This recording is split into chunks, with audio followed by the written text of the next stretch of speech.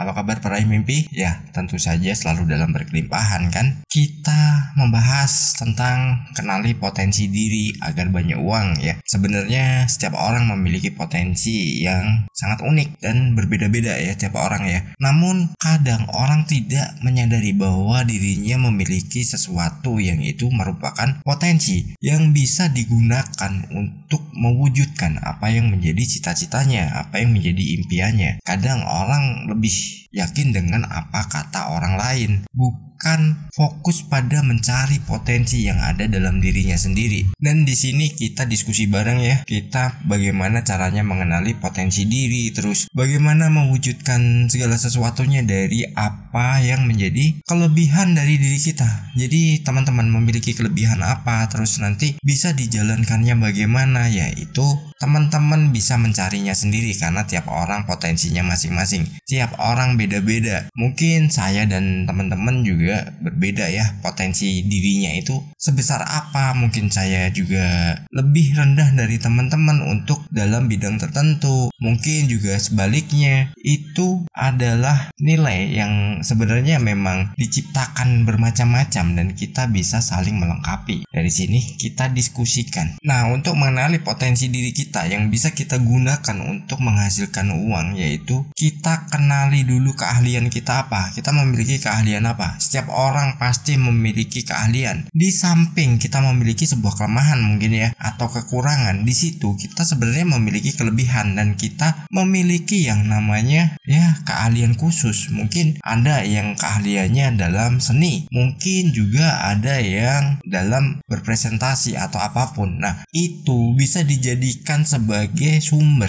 yang akan menghasilkan uang untuk kehidupan. Jadi bukan sesuatu yang mati. Tergantung bagaimana cara kita mengemasnya, tergantung bagaimana kita mengolahnya, dan tergantung bagaimana kita mengakui bahwa itu potensi kita yang sangat luar biasa dan kita mau menjadikan itu sebagai jalan untuk mendapatkan ya mungkin uang yang bisa kita gunakan untuk hidup sehari-hari, atau uang itu bisa kita gunakan untuk jangka yang panjang. Contoh sederhana di sini, dulu ada seseorang yang dirinya memiliki skill yang bagus banget ya, dan akhirnya dia bingung. Dia bekerja tapi dia juga punya kegiatan yang sebenarnya positif, dan sayang banget kalau itu nggak dimaksimalkan. Dan akhirnya apa? Saya ajak dia, kamu punya potensi seperti ini, kamu coba asah membuat sebuah logo. Kamu belajar nih logo seperti apa, terus nanti tinggal kembangkan lagi nantinya biar bisa merubah hidup kamu. Dan dia mau.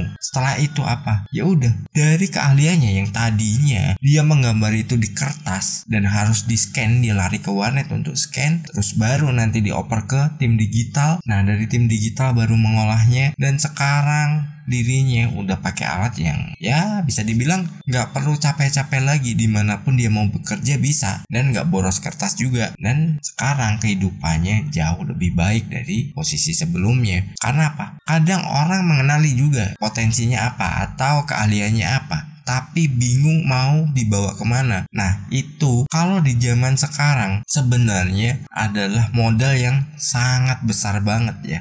Karena apa? Medianya jauh lebih mudah di zaman sekarang daripada mungkin 5 tahun yang lalu, mungkin 10 tahun yang lalu. Itu berbeda. Dan sekarang teman-teman bisa menggalinya untuk menghasilkan uang. Tergantung bagaimana kita mau mengambilnya. Lalu di poin kedua adalah kita buat sesuatu yang berbeda. Ya, mungkin tadi saya menyampaikan soal orang yang memiliki keahlian menggambar, dan di sini misalkan teman-teman ada yang punya keahlian membuat kue. Nah, kue ini bisa dimodifikasi, terus kue ini bisa dibuat sesuatu yang beda, mungkin dari bentuknya, dari rasanya, atau mungkin dari warnanya, dan di situ dikembangkan. Kalau bisa kemas yang lebih menarik, jangan seperti kemasan biasanya. Kalau perlu kasih merek ya, mereknya pun juga harus yang menjual. Dari situ nanti teman-teman akan mudah dikenali. Karena apa? Berbeda. Setelah itu dikenali, dan itu akan menghasilkan uang untuk teman-teman. Ya mungkin awalnya hanya nilainya kecil, tapi makin lama karena kita makin dikenali, mungkin teman-teman bisa klaim bahwa itu adalah oleh-oleh khas daerah teman-teman juga. Karena bentuknya beda, terus ya mungkin dari rasanya jauh lebih enak, terus kemasannya juga lebih menarik. Nah, itu bisa menjadi sesuatu yang dijadikan nilai lebih. Dan mungkin kalau itu di tempat teman-teman adalah daerah yang banyak wisatawan, nah teman-teman bisa oleh-oleh khas mana. Nah, sesuaikan dengan daerah teman-teman. Nah, dari situ nanti semakin terkenal, yang tadinya teman-teman hanya membuat sedikit, nah teman-teman bisa mengembangkannya lagi, menambah porsinya, dan tentu saja penjualannya juga pasti akan meningkat. Dan ini didasari dari kemauan kita mau atau enggak. Kalau kitanya punya keahlian, terus kita juga pintar berpresentasi, kita bisa membuat mungkin branding yang bagus, tapi kalau kita tidak mau ngapa-ngapain, hanya sekedar kita memiliki ilmu itu, ya percuma, nggak akan menghasilkan apa-apa. Di poin ketiga adalah segera memulai. Ya, setelah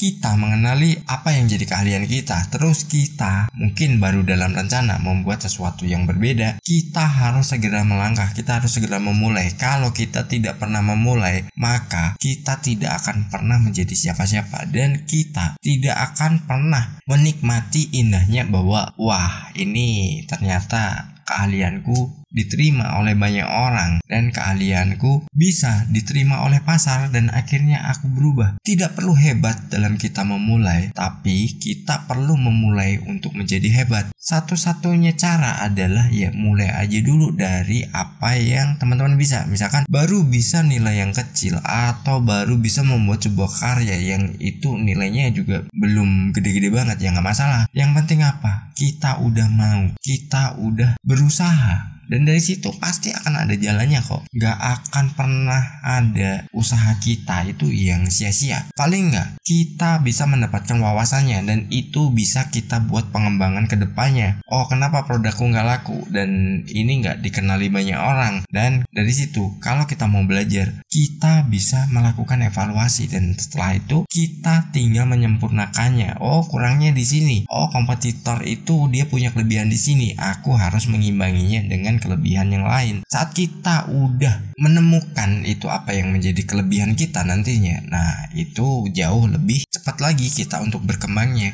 Tapi diingat, harus segera memulai. Kalau kita nggak memulai, ya kapan kita mau bisa berubah? Kita nggak akan pernah bisa berubah selama kita tidak pernah memulai sesuatu. Jangan lupa raih mimpimu. Bye bye.